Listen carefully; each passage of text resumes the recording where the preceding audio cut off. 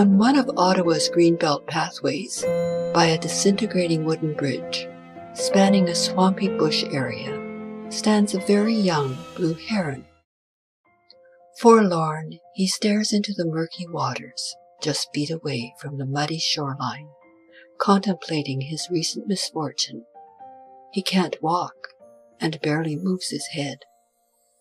Standing only on one leg, a broken foot dangles by its skin, from where his other leg should be. A couple happens by. To help the bird, they call animal rescue. 2 hours later, an officer shows up, carrying a wire cage. The officer looks at the couple, then at the swampy sludge of the bog, and then at the sad-looking heron standing in the slimy bog. "No way I'm going in there," says the officer, and leaves. Discouraged, the couple goes back to their car, then returns with a large towel. After removing their footwear, they step into the yucky muck of the swamp and carefully place the towel over the quietly cooperating bird that seemed to know it was being helped. Then they carry him out of the quagmire. At the nearby bird center on Moody Drive, its founder, Kathy Knee-High, checks with a veterinarian and then tells the couple that the bird was lucky even though the right foot needed to be amputated.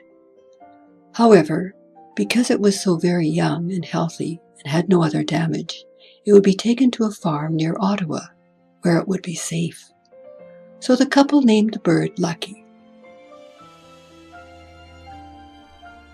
Over 13 years, and hundreds of other heron sightings go by. Then, just last week, the couple walks the nature trails and spots a very mature blue heron standing on the other side of the bog. Taking some pictures, they move on down the path, when suddenly the heron takes to the air, comes flying across the water, and lands next to the woman. What an unusual behavior for a blue heron, they muse. Thinking nothing further of it, they take some pictures and go on their way. Suddenly, they hear a big whoosh behind them. When they turn, they see the bird coming straight for them, settling down just a few feet from them.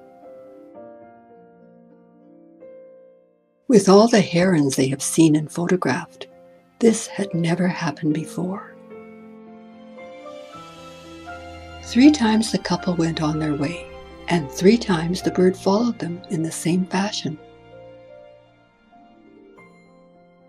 Each time the bird stares at them, as if to speak. As they look closer at him, they suddenly notice a missing foot on the right leg. "Lucky, is that you?"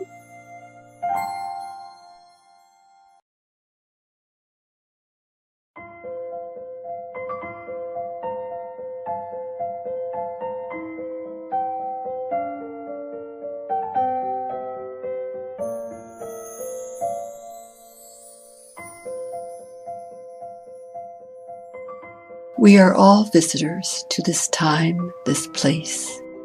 We are just passing through. Our purpose here is to observe, to learn, to grow, to love, and then we return home.